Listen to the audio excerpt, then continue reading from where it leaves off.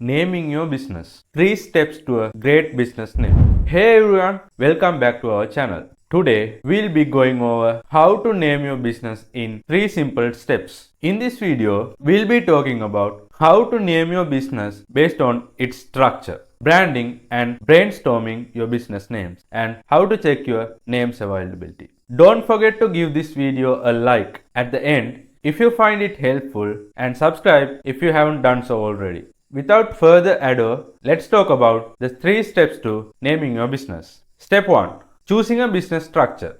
It's important to first know what type of business structure your business is, as each business structure has different naming rules to follow. You have formal business structures like LLCs and corporations, and informal business structures like sole proprietorships and general partnerships. Let's break down the naming rules for each of these business structures. Informal business structures. Sole proprietorships.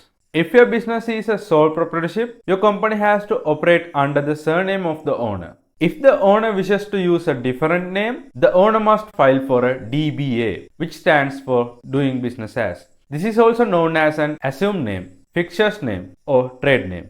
Partnerships. General partnerships share many similarities to sole proprietorships, with the difference being that they consist of 2 or more owners. The business name of a general partnership must include the surnames of all the partners. Just like for a sole proprietorship, if the owners wish to operate under a different name, they must file for a DBA. Formal business structures, LLCs. If your company operates as an LLC, it is required to incorporate the term Limited Liability Company or one of its abbreviations such as LLC or LLC with periods between each letter in its name. There are some word restrictions on words that can be used such as bank, attorney, law office, etc. in naming your company. Adding such words in the name may require additional paperwork and a licensed professional to be a part of the LLC. In addition, your name cannot include names that could be confused for a government agency like FBI, Treasury or State Department.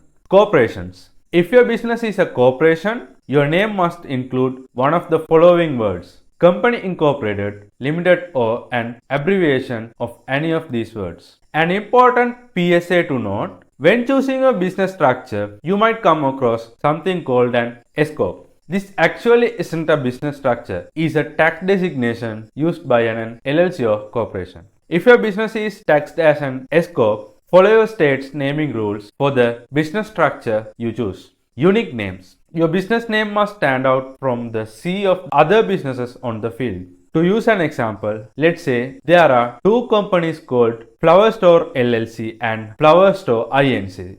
The only difference between these 2 names is their business structure. Even changing or adding the words the and or a in front of your business name doesn't make it distinguishable. For example, the Flower Store Inc. and a Flower Store Inc. aren't distinguishable from each other. Moreover, using an ampersand instead of an or vice versa such as Jones & Jones and Jones & Jones doesn't make it distinguishable from each other. It's important to note that your business name can't have words that sound the same as another business with just a different spelling. For example, Sports Inc. with an S and Sports Inc. with a Z are not distinguishable. Step 2. Branding and brainstorming names. When naming your business, you have to consider if you want your legal business name to be in your brand name or if you want a separate brand name. Your legal name is what is listed on your official documents. This includes words required in the name based on your business structure that we talked about earlier, such as LLC, Corp or Company.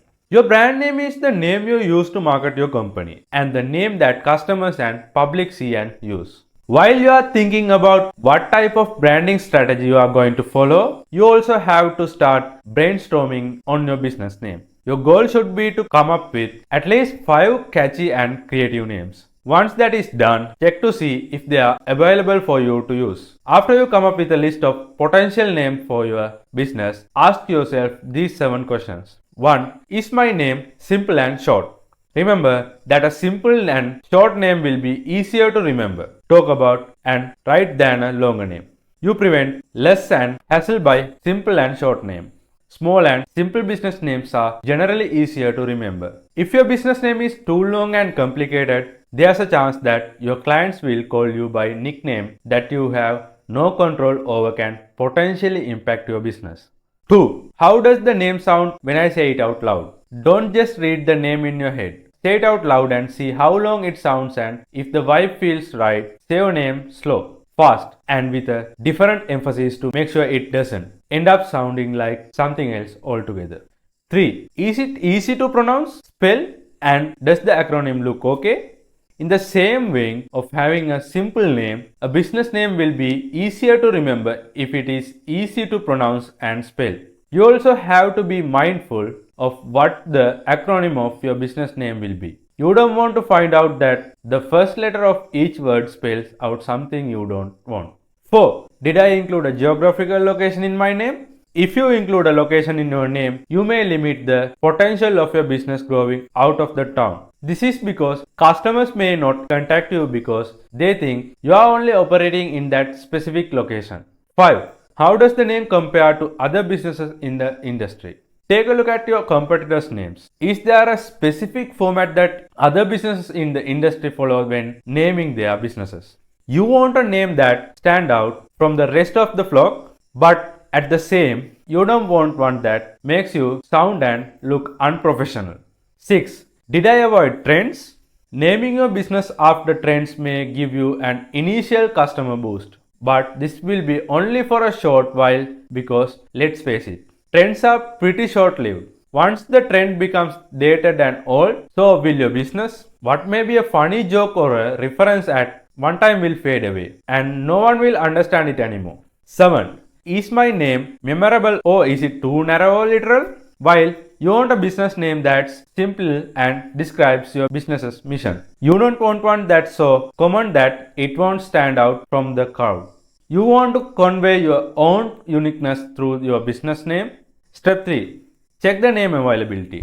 Once the task of narrowing down potential name is complete, you would then want to check if they are available to use. The first search you must do is on your state's business databases. If the name is not available, you will have to change your name or use a different one. After you confirm that your name is available in your state, do a domain search to see if it is available as a URL. Even if you are not planning to make a website right now, it is best to buy that domain so that nobody else gets their hands on it. Next, search on the US trademark electronic search system and see if your name has already been trademarked by someone else. Once you confirm that the name is available, you can choose to apply for a trademark for your business. But keep in mind that cost is between $225 and $600, which may be over your budget for a startup. Conclusion. Let's summarize what we've learned. Make sure what type of business structure your business falls under and the naming rules for your structure. You should also check the naming requirements for your states. Think about your brand name, and if you want a separate brand name for your legal name, ask yourself the 7 questions we discussed and make sure your business name follows each one.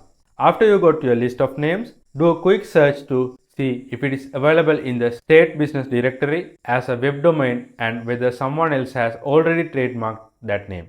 Naming is one of the most important initial steps to starting your business.